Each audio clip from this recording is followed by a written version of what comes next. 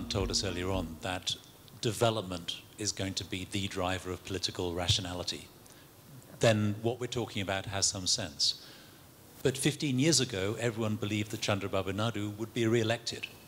And there are various reasons why he wasn't, etc. Now he's back in power, of course. But there is a popularism that politicians tap into, which is anti-development. And since Mr. Modi was elected on a development agenda, we've had the Delhi election. And it's very unclear to me as an observer from the outside how in Bihar the development agenda is running. You have an ex-chief minister who is known for development, and at the moment it's not clear that he is going to be re-elected.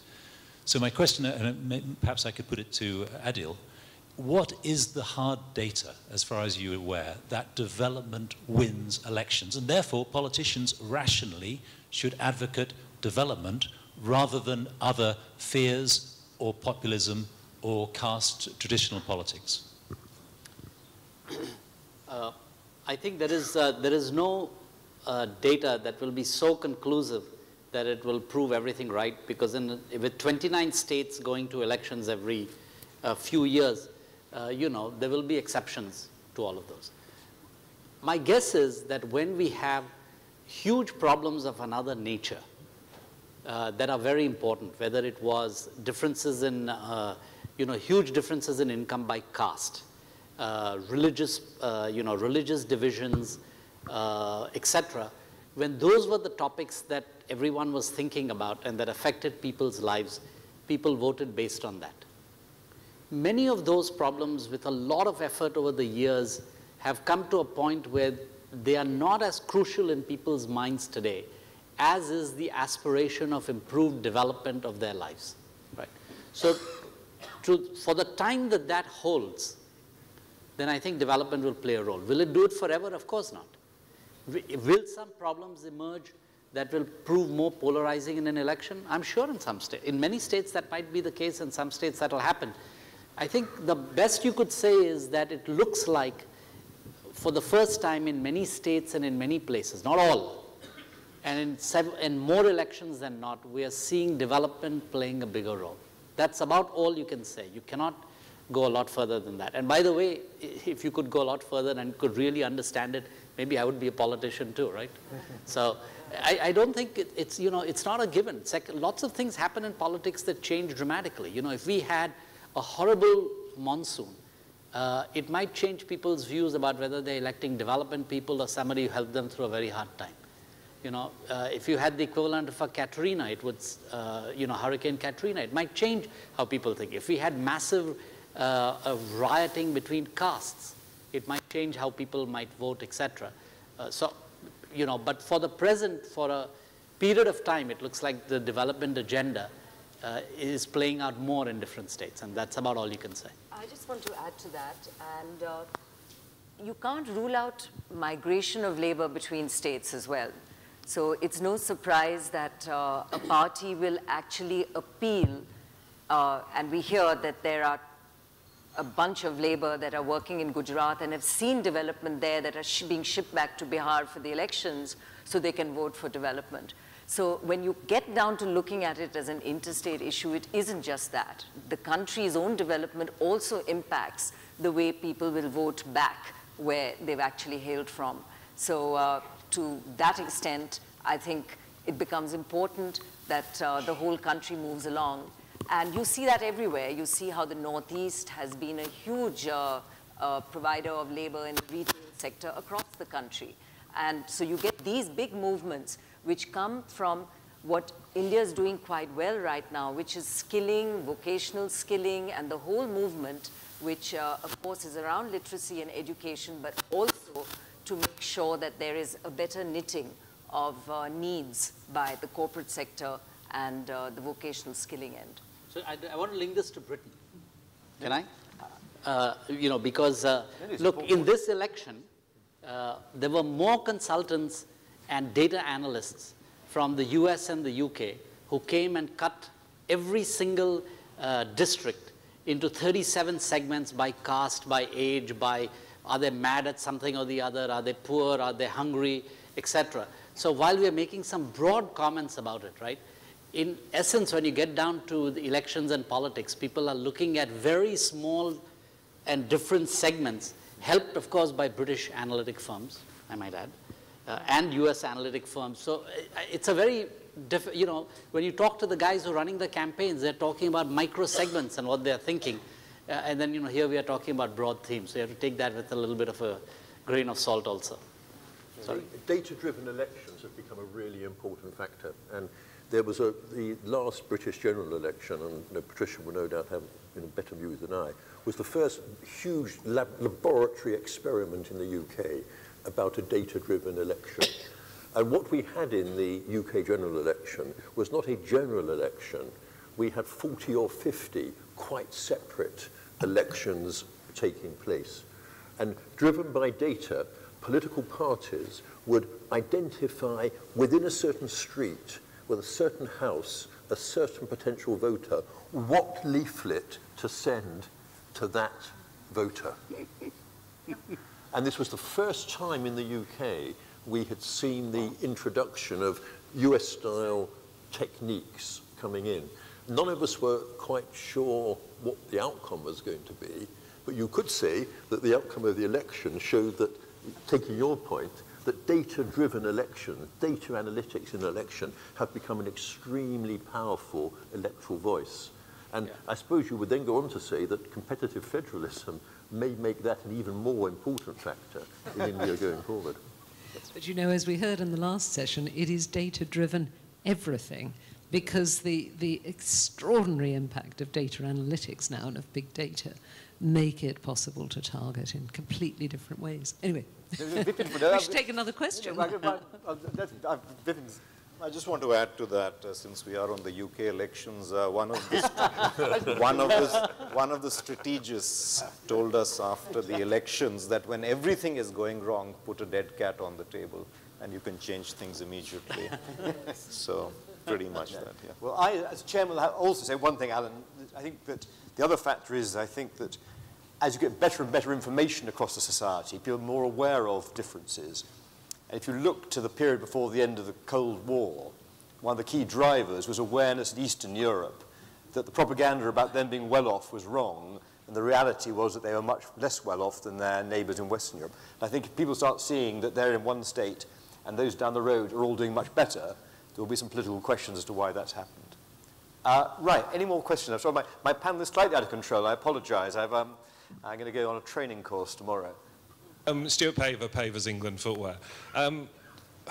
We're looking at investing a lot more here in India at the moment, but we're really waiting on a fix on GST. Does the panel believe that there will be more investment in all the states once GST comes through? And does that investment come from both India and externally? I think it's a very interesting question. You might also link it, if you want to competitive federalism and how the two fit together.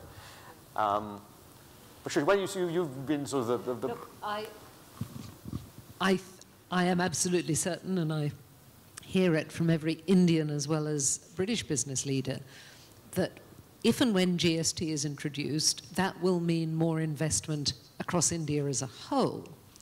For all the reasons we've been discussing earlier on, it won't necessarily mean more investment in every single state, because in the context of that single market that GST will create, there will still be the differences between the states that will lead different businesses to choose their particular locations. But just as it was in the European Union, when a single market was created with the equivalent, amongst other policies, of GST, I've no doubt at all that GST will accelerate growth in India. It's exactly what it did for us in Europe. And that will directly help in terms of jobs and development. I would just add that as a person or as a company looking to invest, while everything Patricia says is right, that you know, we all believe 1.5 to 2% gets added to the GDP of the country, so you get the whole knock-on effect of that. But I would like to believe that with a new GST tax, and more importantly, the infrastructure behind the collection of it, makes the process of collection of some really monstrous taxes and inspectors, excise, sales tax, etc., go away, because you get a transparency in collection, which is really good for the country, which is where the whole GDP increase projection comes from, that the leakage goes away on the one hand, but on the other, you have a process for that collection at source, which ensures that at the end of the day, you aren't left open to all kinds of arbitrary actions. And I think that becomes a big plus because it takes away a huge headache factor, tax. Thank you. And there's a last question, I think, in the far left-hand corner. Hi, my name is Natwar Sharma and I represent Randstad here. My question here is to the right-hand side of the conference attendees. Are we also checking on the sustainable and right set of businesses entering into India? Or are we only creating a situation like West Bengal or Madhya Pradesh? See, West Bengal was a created situation because of huge disparity between pays. And Madhya Pradesh was one of the largest industrial disasters in the history of mankind, recorded history of mankind. Yeah. So I think it's very difficult to answer that question because there'll always be some that may not make sense. But by and large, I think there are some national policies on environmental safety and health, right? For all, it's a concurrent subject. So which means that you have to get a central permit as well as a state permit. So one hopes that there will be, there will not be new businesses that come in will have to meet some minimal standards on that. And secondly, there are certain industries in which foreign direct investment is allowed and not allowed in others, right? So there will be some controls for that. How that translates into, for example, will we have a large chemical industry in India? Yes. We will have a large refining petrochemical, specialty chemical industry in India. There are many parts of the world where you can have that kind of an industry run with extraordinarily high standards of environmental safety and health. What the biggest disasters occurred when the standards were terrible. So does that mean that we won't have a chemical industry? Absolutely not. Could you argue that we shouldn't have a chemical industry? For a consumer population of 1.25 billion people, we have to have a chemical and petrochemical industry, which actually, the petrochemical part is actually doing quite well. And with the right set of safeguards, you would have that. So, should we have, industries of, should we take the hazardous waste from the rest of the world and process it in India because India is an easy place to do business? Of course not, right? You'd hope that that doesn't happen, right? And I think hopefully there are sufficient safeguards to prevent that from happening. On the other hand, we do have, there will be times when I also, as the Quality Council of India, we're trying to help improve the quality of small and medium-sized enterprises. Forget FDI for a second. And the difference in quality and quality standards from FDI coming in, so what a BP, Shell, Reliance, etc. does in their petrochemical plants is completely different from what medium and small enterprises do in their dyeing operations in Varanasi. That's why there's so much pollution and other things out there. It doesn't have to do with FDI, it just has to do with the fact that structurally we have not found a mechanism to control MSMEs, and we've not been able to put in place the right plants, sewage treatment plants in those areas, and that does it. So I think I'm less worried about large-scale investments that is not of the highest quality.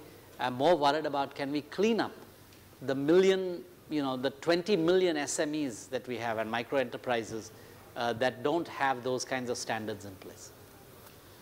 But just to add, and perhaps to Julian Carbide specifically as an example, two things have happened. A lot has changed in legislation as far as accountability of directors and CEOs is concerned, as far as environment, safety, and health is there. Today, the directors of the board and the CEO are personally liable for fairly trivial things, forget about larger issues. So you see a lot of focus now coming in at the board level and questions being asked on safety, health, environment. Second is, depending on the nature of the industry, the layers of approval just get more and more difficult. So that check and balance is also there now. And we do have a very active NGO community and media, which has had its own share of checks and balances, particularly when you look at communities that reside around plants, for example, where we've seen those that are more mining intensive have really not been able to move ahead because the community around the plant just didn't support it. So no amount of legislation or holding out the carrot for ease of business will, in fact, necessarily resolve some of these issues if they don't work for everybody. Good. I think the answer was meant to come to that end of the line, and that's very satisfactory. I'd like to thank the panel for having given us a lot of insights and a little bit of debate and difference of view, which has, I hope, helped to give a sense that there are issues here which do need to be watched and managed carefully. But I do think that the broad feeling on the panel is that this is a direction which is likely to deliver benefits to India, to support investment both international and domestic, and to help the creation of a faster growth path and one which generates more jobs. So thank you very much indeed, and I look forward to seeing you all at my former house later on this evening, and maybe a small round of applause to thank my panelists for their hard work.